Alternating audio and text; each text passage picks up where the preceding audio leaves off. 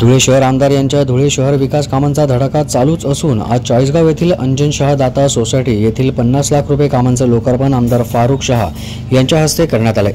महाराष्ट्र सुवर्ण जयंती नगरोत्थान अभियानांतर्गत अंजन शहा दाता society Chalisgaon road बोर्डापासून ते सलीम शेख यांच्या घरापर्यंत रस्ता काँक्रिटीकरण करणे कामाचे लोकार्पण आमदार फारुख शहा यांच्या हस्ते करण्यात आले। यावेळी भागातील शेकडो नागरिक, नगरसेवक व कार्यकर्ते उपस्थित होते। दीप बागुल, दक्ष महाराष्ट्र 24 न्यूज, धुळे।